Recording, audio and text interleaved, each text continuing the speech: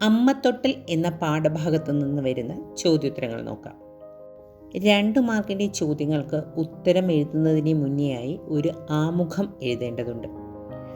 അനാഥാലയങ്ങളും വൃദ്ധമന്ദിരങ്ങളും പെരുകി വരികയും വൃദ്ധരായ മാതാപിതാക്കളെ തെരുവിൽ ഉപേക്ഷിക്കുന്ന മക്കളുടെ എണ്ണം കൂടി വരികയും ചെയ്യുന്ന കേരള സാഹചര്യത്തെ അടയാളപ്പെടുത്തുന്ന കവിതയാണ് റഫീഖ് അഹമ്മദിൻ്റെ അമ്മത്തൊട്ടിൽ. ആദ്യത്തെ ചോദ്യം നോക്കാം. അമ്മയുടെ ജീവിതാവസ്ഥയുടെ ദൈന്യത ആവിഷ്കരിക്കുന്ന പ്രയോഗങ്ങൾ ഏതെല്ലാം? അവ അമ്മയുടെ ജീവിത ദൈന്യം ചിത്രീകരിക്കുന്നതിന് എത്രമാത്രം പര്യാപ്തമാണ്? കൈച്ചുള്ളികൾ, മങ്ങിപ്പഴകിയ പിഞ്ഞാണവർണ്ണമായ പാളയും പീളയും മൂടിയ കണ്ണുകൾ, കരിഞ്ഞൊരി കൈകൾ, സ്വയം ബുദ്ധികെട്ട് കരിന്തിരിയാളുക, ചരിഞ്ഞ് മടങ്ങിയിരിക്കുക തുടങ്ങിയവയെല്ലാം അമ്മയുടെ ദൈന്യത സൂചിപ്പിക്കുന്ന പ്രയോഗങ്ങളാണ്. അമ്മ ഇമകൾ അടയ്ക്കുന്നത് പോലും ഏറെ പണിപ്പെട്ടാണ്. ഇത് അമ്മയുടെ അവശതയുടെ ആഴം വ്യക്തമാക്കുന്നു. ചലനശേഷി നഷ്ടപ്പെട്ട കൈകളെ ഉണക്കച്ചുള്ളികളായി കൽപ്പിക്കുന്നു. സ്വന്തം ശരീരത്തിനു മേൽ യാതൊരു നിയന്ത്രണവും അമ്മയ്ക്കില്ല. ശാരീരികവും മാനസികവുമായി തകർന്ന് ഓർമ്മകൾ നഷ്ടപ്പെട്ട അമ്മയുടെ ദൈന്യത വായനക്കാരുടെ മനസ്സിൽ പതിയാൻ ഈ പ്രയോഗങ്ങളിലൂടെ കഴിയുന്നു. അടുത്ത ചോദ്യം. അമ്മത്തൊട്ടിൽ എന്ന കവിതയിൽ അമ്മയുടെ കണ്ണുകളെ മങ്ങിപ്പഴകിയ പിഞ്ഞാണവർണ്ണമായി എന്ന് വിശേഷിപ്പിച്ചിരിക്കുന്നത് എന്തുകൊണ്ടാവാം? വിശദമാക്കുക. പിഞ്ഞാണം വെണ്മയുള്ളതാണ്. പലതരം ഭക്ഷണങ്ങൾ അതിൽ വിളമ്പിക്കഴിച്ചും പലതവണ കഴുകിയും അതിൻ്റെ വെണ്മ നഷ്ടപ്പെട്ട് നിറം മങ്ങി. സുന്ദരിയും യുവതിയുമായിരുന്ന അമ്മ വെണ്മ നിറഞ്ഞവളായിരുന്നു. പക്ഷേ ജീവിതത്തിൻ്റെ നിറം കെട്ട കാഴ്ചകളും അനുഭവങ്ങളും ആ വെണ്മ നഷ്ടപ്പെടുത്തി. ഭംഗിയും ചൈതന്യവും നഷ്ടപ്പെട്ട കണ്ണുകൾ മങ്ങിപ്പോയിരിക്കുന്നു. വാർദ്ധക്യം, അനുഭവങ്ങളുടെ തീവ്രത എല്ലാം കണ്ണുകളുടെ ചൈതന്യം കുറച്ചിരിക്കുന്നു. മക്കൾക്ക് വേണ്ടി എത്ര കാലം കാത്തിരിക്കാനും എന്തും അനുഭവിക്കാനും അമ്മമാർ തയ്യാറാകുന്നു. ആകുലതകളും വ്യാകുലതകളും അവരുടെ മനസ്സിനെയും ശരീരത്തിനെയും ഒരുപോലെ മുറിവേൽപ്പിക്കുന്നു. മോറി മോറി പഴകിയ പാത്രം പോലെ കെട്ട കാഴ്ചകൾ കണ്ട് നിറം മങ്ങിയ കണ്ണുകൾ മങ്ങിപ്പഴകിയ പിഞ്ഞാണവർണ്ണമായി എന്ന് വിശേഷിപ്പിച്ചിരിക്കുന്നത് വളരെ ഉചിതം തന്നെ. മറ്റൊരു ചോദ്യത്തിലേക്ക് പോകാം.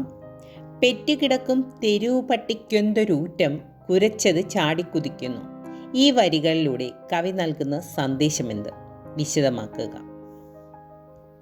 സാംസ്കാരികമായ അധഃപതനം കേരളീയ സമൂഹത്തെ ബാധിച്ചിരിക്കുന്നു. വാർദ്ധക്യത്തെ ഉൾക്കൊള്ളാനും സ്നേഹിക്കാനും ഇന്നത്തെ യുവതലമുറയ്ക്ക് കഴിയുന്നില്ല.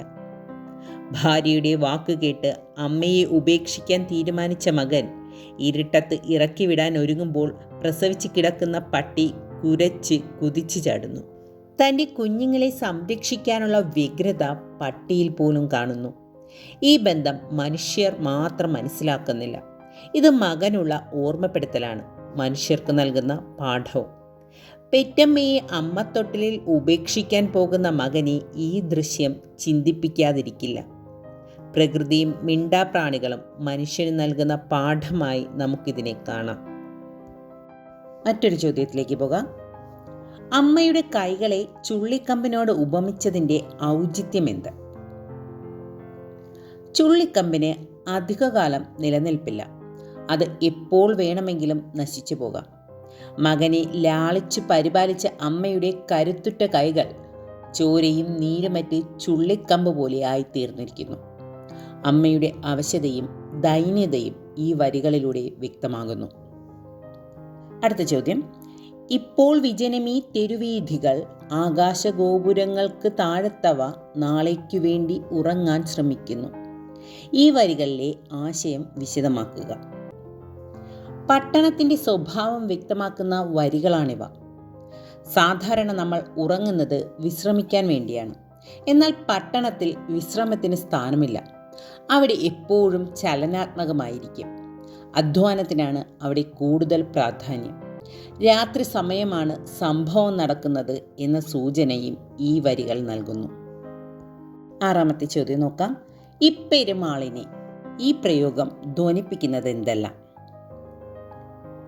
പെരുമാൾ എന്ന പ്രയോഗത്തിന് പെരും മാൾ അല്ലെങ്കിൽ വലിയ മാൾ, പെരുമാൾ ദൈവം, പെരും ആൾ എന്നിങ്ങനെ വൈവിധ്യമുള്ള അർത്ഥസാധ്യതകളുണ്ട്.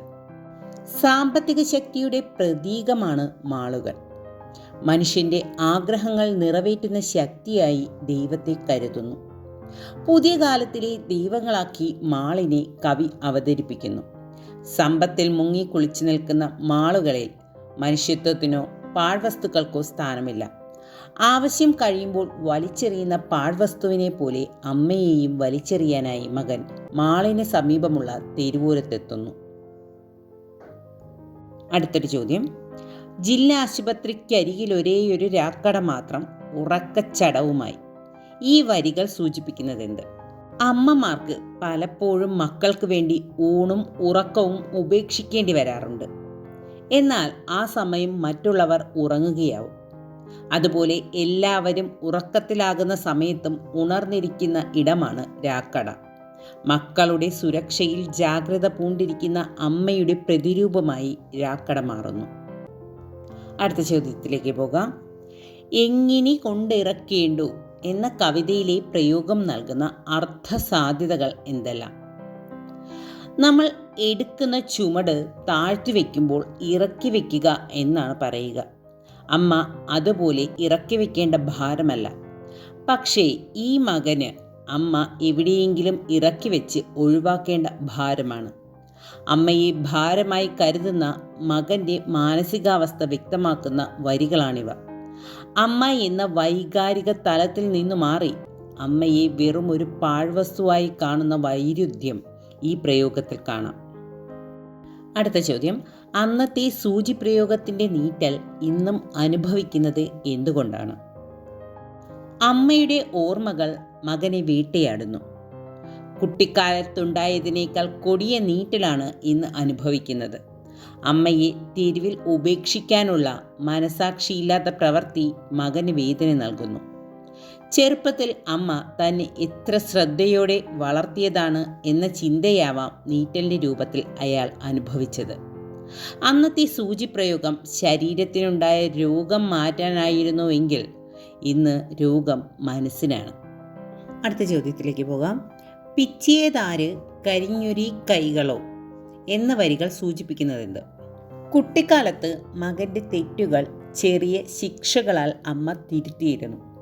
വിദ്യാലയമുറ്റത്ത് അമ്മയെ ഉപേക്ഷിക്കാനെത്തിയ മകന് തന്നെ ആരോ പിച്ചിയതായി അനുഭവപ്പെടുന്നു.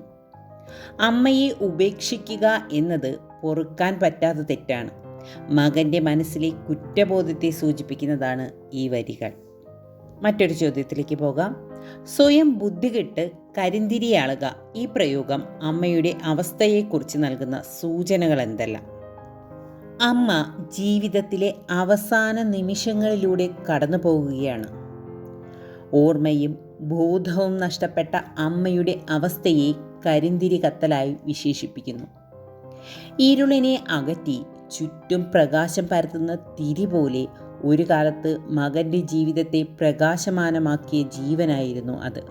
മകനു വേണ്ടി എരിഞ്ഞു തീർന്ന ജീവിതമായിരുന്നു അമ്മയുടേത്. മരണാസന്നയായ അമ്മയെയാണ് ഉപേക്ഷിക്കാൻ ശ്രമിക്കുന്നത് എന്നത് മകൻ ചെയ്യുന്ന പാപത്തിൻ്റെ ആഴം വ്യക്തമാക്കുന്നു. അടുത്ത ചോദ്യം. ഈശ്വരൻ അശാന്തനായതിനുള്ള കാരണങ്ങൾ എന്താവാം?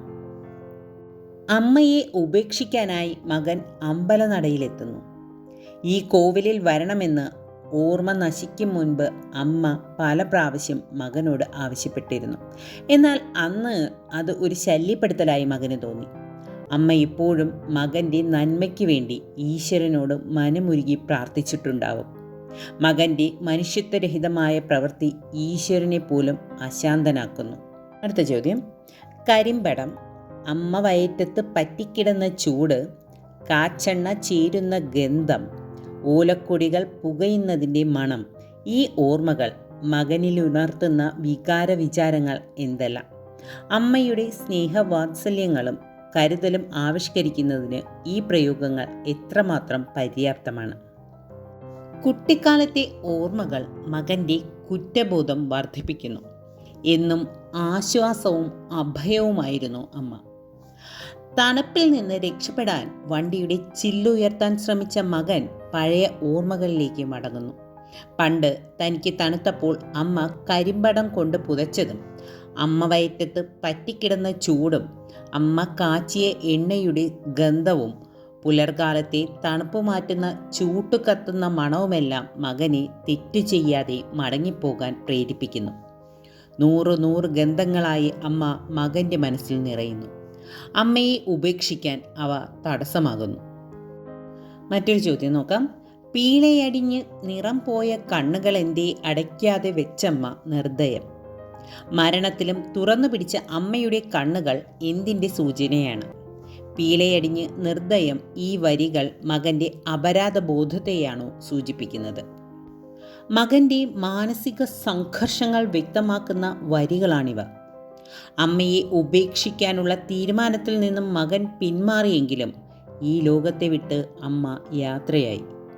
അമ്മയുടെ തുറന്നു വച്ച കണ്ണുകൾ ജീവിതകാലം മുഴുവൻ താൻ ചെയ്ത കൊടും പാതകത്തെ ഓർമ്മിപ്പിക്കുമെന്ന് മകൻ തിരിച്ചറിയുന്നു. അമ്മയുടെ മരണമല്ല, മകൻ്റെ പ്രവൃത്തിയാണ് നിർദ്ദയമായത്. ഇത്തരത്തിൽ മനുഷ്യത്വമില്ലാതെ പ്രവർത്തിക്കുന്ന സമൂഹത്തിന് നേരെ തുറന്നു വച്ച കണ്ണുകളാവാം അമ്മയുടേത്. അല്ലെങ്കിൽ മകനോടുള്ള ജീവിതം മതിവരാതെ അമ്മ കണ്ണുകൾ തുറന്നു വെച്ചതുമാവാം.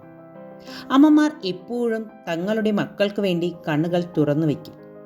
ഒരുപക്ഷെ മരണത്തിൽ പോലും അമ്മ മകൻ്റെ സുരക്ഷയ്ക്കായി കണ്ണുകൾ തുറന്നു പിടിച്ചതുമാവാം. അടുത്ത ചോദ്യം. പിൻസീറ്റിൽ അത്രയ്ക്ക് നേരെ ഇരുത്തിയിട്ടും പിറകിലെ സീറ്റിലുണ്ടമ്മ എന്നീ വരികൾ കവിതയിൽ സവിശേഷ പ്രാധാന്യമർഹിക്കുന്നുണ്ടോ? വിലയിരുത്തുക. കവിത ആരംഭിക്കുന്നിടത്തും കവിതയുടെ അവസാന ഭാഗത്തും പിൻസീറ്റ് എന്ന പ്രയോഗം കാണാം. ജീവിതത്തിലെ പിൻസീറ്റാണത്. ഒരു കുടുംബത്തെ മുഴുവൻ മുന്നോട്ട് നയിച്ച അമ്മ ജീവിതത്തിൻ്റെ പിന്നാമ്പുറങ്ങളിലേക്ക് മാറ്റപ്പെട്ടിരിക്കുന്നു. ആദ്യ ഭാഗത്ത് പിൻസീറ്റിലുള്ള അമ്മയിൽ ജീവൻ്റെ തുടുപ്പുണ്ട്. കവിതയിലെ അവസാന ഭാഗമാകുമ്പോൾ പിൻസീറ്റിൽ അമ്മയുണ്ടെങ്കിലും അമ്മയുടെ ജീവൻ നഷ്ടമായിരിക്കുന്നു. മറ്റൊരു ചോദ്യം നോക്കാം. അമ്മത്തൊട്ടിൽ എന്ന ശീർഷകത്തിൻ്റെ ഔചിത്യം പരിശോധിക്കുക. അനാഥ ശിശുക്കൾക്കും ഉപേക്ഷിക്കപ്പെടുന്ന കുഞ്ഞുങ്ങൾക്കുമുള്ള അഭയസ്ഥാനമാണ് അമ്മത്തൊട്ടിൽ. കുട്ടിക്കാലത്ത് വാത്സല്യവും സുരക്ഷിതത്വവും അഭയവും നൽകുന്ന അമ്മ നമുക്ക് തൊട്ടിലായി മാറുന്നു. കവിതയിലാകട്ടെ അമ്മയെ ഉപേക്ഷിക്കാനുള്ള ഇടം അമ്മത്തൊട്ടിൽ തേടുകയാണ് മകൻ. അഭയസ്ഥാനം എന്നർത്ഥമുള്ള അമ്മത്തൊട്ടിൽ എന്ന പദത്തിന് അച്ഛനമ്മമാരെ ഉപേക്ഷിക്കാനുള്ള ഇടം എന്ന സവിശേഷാർത്ഥം കവിതയിലൂടെ കൈവരുന്നു. അടുത്ത ചോദ്യം. അമ്മയെ ഉപേക്ഷിക്കാൻ മകൻ നടത്തുന്ന യാത്ര മകൻ്റെ മുൻകാല ജീവിതാനുഭവങ്ങളിലേക്കുള്ള യാത്രയായി മാറുന്നുണ്ട്. ഈ ആശയത്തോടുള്ള നിങ്ങളുടെ പ്രതികരണം എന്ത്? അമ്മയെ ഉപേക്ഷിക്കാൻ മകൻ ഒരുപാട് പരിശ്രമങ്ങൾ നടത്തുന്നു. അപ്പോഴെല്ലാം ഒരുപാട് ഓർമ്മകൾ അയാളിലേക്കെത്തുന്നു. ജില്ലാശുപത്രിയിലെത്തിയപ്പോൾ കുട്ടിക്കാലത്ത് അനുഭവിച്ച സൂചിപ്രയോഗത്തിൻ്റെ നീറ്റൽ അയാൾക്ക് അപ്പോഴും അനുഭവപ്പെടുന്നു. വിദ്യാലയമുറ്റത്തെത്തിയപ്പോഴാകട്ടെ ആദ്യമായി സ്കൂളിലെത്തിയ ദിനവും അന്ന് മതിലിന് പുറത്ത് അമ്മ കാത്തുനിന്നതും അയാൾ ഓർക്കുന്നു. അമ്മയെ ഉപേക്ഷിക്കാൻ കോവിലിലെത്തിയപ്പോൾ അമ്മ കോവിലിൽ കൊണ്ടുപോകാനായി നിരന്തരം ആവശ്യപ്പെട്ടത് അയാളുടെ ഓർമ്മയിലെത്തി. ഒടുവിൽ തിരിച്ച് വീട്ടിലേക്ക് പോകാൻ ശ്രമിക്കുമ്പോൾ പഴയകാല ഓർമ്മയിലൂടെ നൂറ് ഗന്ധങ്ങളായി അമ്മ അയാളുടെ മനസ്സിൽ നിറയുന്നു. അമ്മയെ ഉപേക്ഷിക്കാനുള്ള തീരുമാനത്തിൽ നിന്നും അയാൾ പിന്മാറാൻ കാരണം പഴയകാല ജീവിതാനുഭവങ്ങളാണ്.